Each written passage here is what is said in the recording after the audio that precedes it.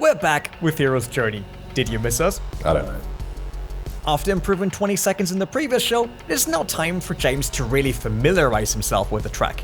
And obviously, you shouldn't spit out that often. The next one will be. Oh. Yeah, this is. Oh, okay. I remember where I am now. Yeah, this is a bad one. This is a bad one. I'm gonna finish this lap though. Where am I? Oh, look at the smoke.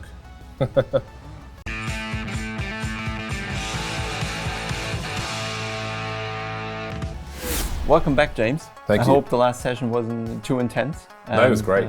You were able to get some sleep afterwards without nightmares of my voice. No, I would have stayed here all night if I could.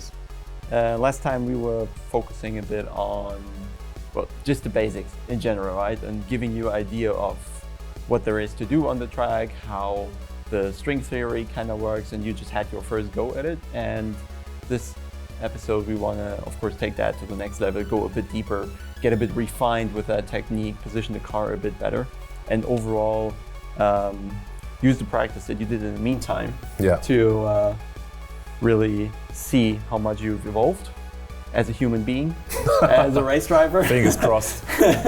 And then hopefully we can scrap off another few seconds today. We've seen James drive enough already. As coach, you should lead by example. But before we see that, you guys should remember to like and subscribe to our channel.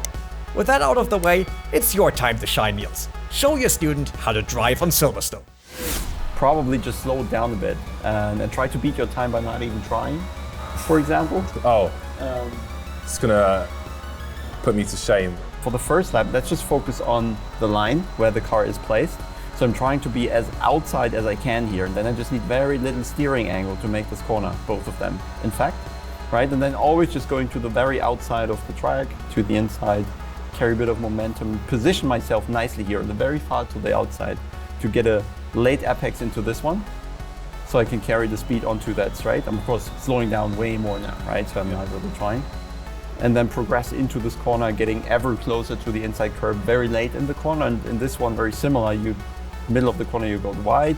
Then when the speed decreases, you're coming back to the inside, the car is straight for the corner, or for the straight rather, and you can accelerate.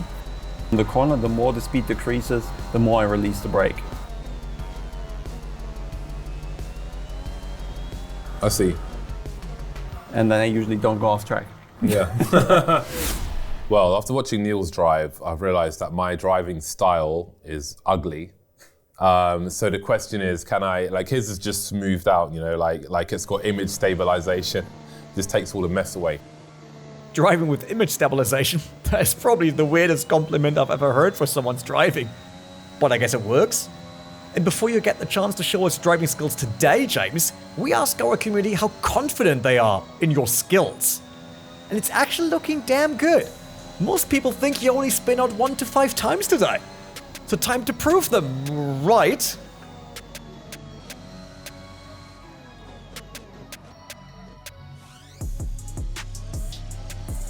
I broke late.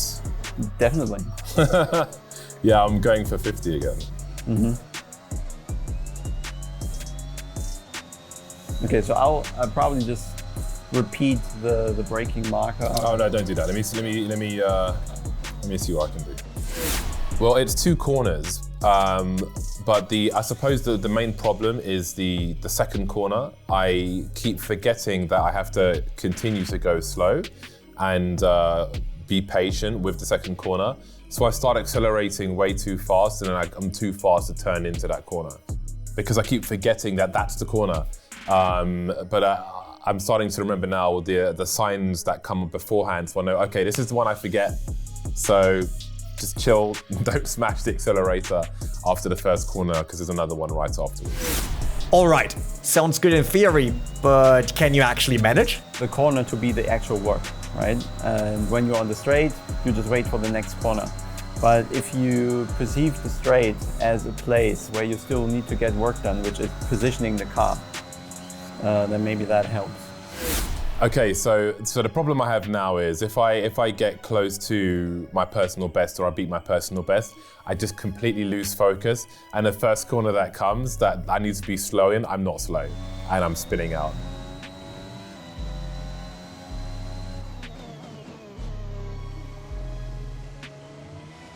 Oh, I pressed the pedal again. That was a good time. Man. I wonder how to stop you from. I mean, I can hold your foot back, but No. I'll get there. It's a brain. I've got blockages in my brain. I think the one where I need to go down to like 4th gear. I always forget that there's 2 corners, so I start accelerating out of it. I think that's my big issue right now. So far it looks like James really has 2 major problems. Remembering the track and staying calm when it actually goes well. But we still have more than 10 minutes left in this episode, so you should be able to fix those. Yeah.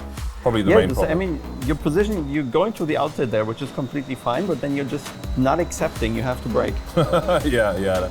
That is literally... Oh, I broke. I'm not braking hard enough. Wait. And now. So try to turn in really from the curb. Be on the curb on turn in. Yeah.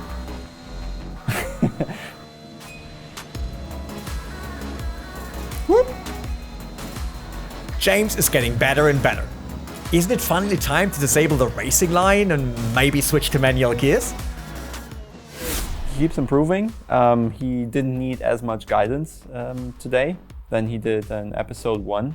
So there's steps he's doing, and I'm sure he can keep doing. And on Silverstone, everything can kind of look rather similar. So it's about finding these points and patterns.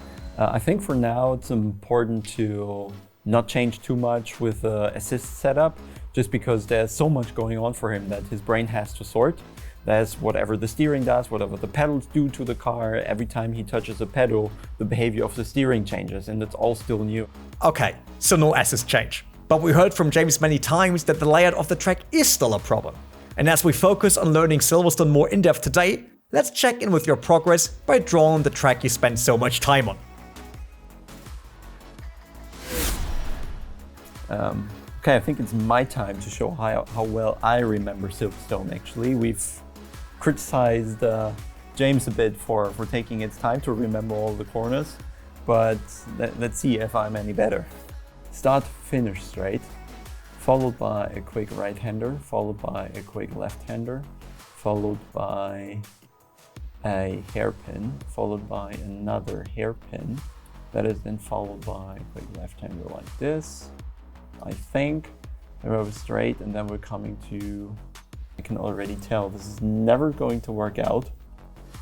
Then we have a straight, we do have the chicane, and now this should somewhat end up there in a way. So I have a bit of an issue with connecting these 2 dots here. As the coach, you should be able to connect the dots here, Nils. I'm just a narrator, and even I can see that James Strong will probably not end up looking like Silverstone, or even close to that. It's my turn to draw Silverstone, and it's going to be abysmal. So it starts with a straight line, and here's like the start. Okay, that's supposed to be straight. I mean, it is, well, whatever. It turns to the right. Okay, this way. Oh God, this is gonna be so bad. Oh, I don't know. So at some point there's a right, that's just a right, not a right and a left. But then what's before that? Maybe that, can I just stop at half? It's half good, half is good. So there's like 70% of Silverstone. I think I'm gonna stop at 70%. This is the best I think I can do right now. Well, you have a complete track though, so. Somewhat. Let's say I have 90%. So I got these bits the wrong way around, and I forgot the bit I forget. And so I think now, if we look at the real Silverstone, it's going to be really awful for us. This part is not too shabby, but then my straight is completely off afterwards. Mm-hmm. And yours is more like a street track, typical 90-degree corners. Yeah. Alright, none of you guys will become an artist, that's for sure. But when looking closer, James can't draw the parts he also forgets while driving all the time. That's kind of poetic. And that Nils can't complete Silverstone is questionable. So, end of day 2.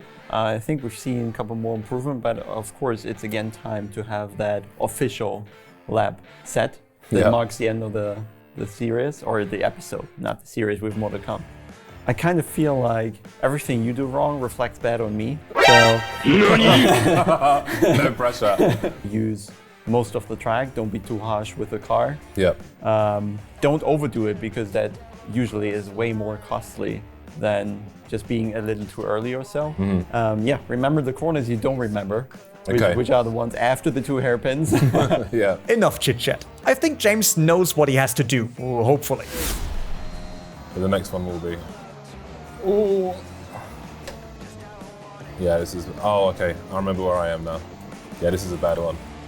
This is a bad one. I'm gonna finish this lap though. Where am I? Oh, look at the smoke. Maybe not. Nils, please take over again. Maybe when you have a long time thinking what comes next, that's the place where they're coming. That's a good way to think about it. Because it's always the same.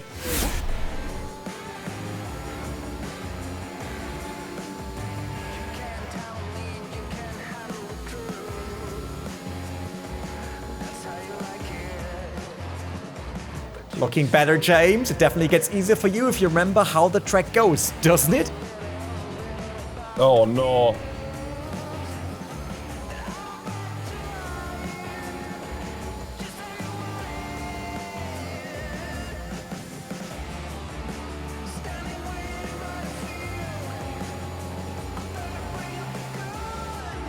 Keep it up, James. Looks like a good final lap time for the day.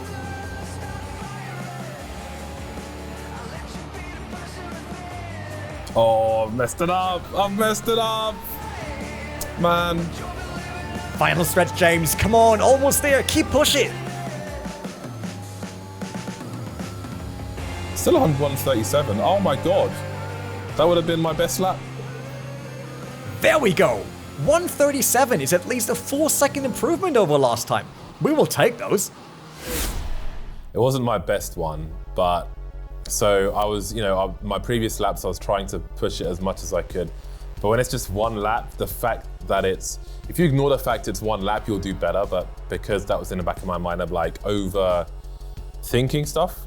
So I don't know, I guess it was just kind of nerves. Like I had a lot of mistakes that I wouldn't normally make in terms of taking a corner too fast and then having to go really slow to fix it. But I ended up doing 137 and my best is 135. I thought it would be north of 140 with the amount of errors I made in that one lap, but it was still my 3rd best time. Good to know that you're able to analyze your mistakes. Now to the most fun part. How did James' rating improve? I think we both agree you still made steps forward. I think a lot of this is still about to sink in when you get more time to process everything in the back of your mind. Yeah. Regardless, you've taken another 5-6 seconds of your lap time easily, and all the possible best corners combined would be another 2-3 seconds. So if we're really generous, let's say you've improved another 8 in theory or so, which is still a major step. And what I think we want to aim for the last couple of episodes would be to go for a 130 or slightly below that or so. Then you're still 5 seconds off the pros, which is still a major gap. But I think for the majority of league racing, what eventually we're trying to prepare you for, this would be like really good already. So right now I just give you the 6 out of 10 stars, so just so we have something to come, and once you hit the 130, we can give you the 10, I think. Okay.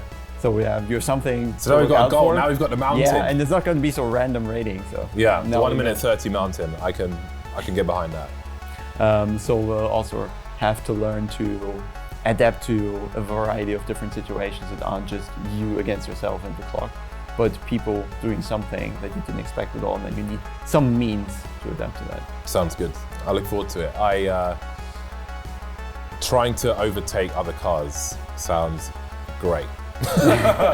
Maybe there'll be some disasters, but as long as I can still drive away, I'm happy. No worry, James. Disaster will definitely ensue. Because in the next episode of Hero's Journey, James will finally share the track with some other racers. Even though they're probably only the AI. And if you enjoyed this episode, check out our announcement video for the new Face of Overtake. Or if you missed the last episode, now's the time to catch up and take a look here.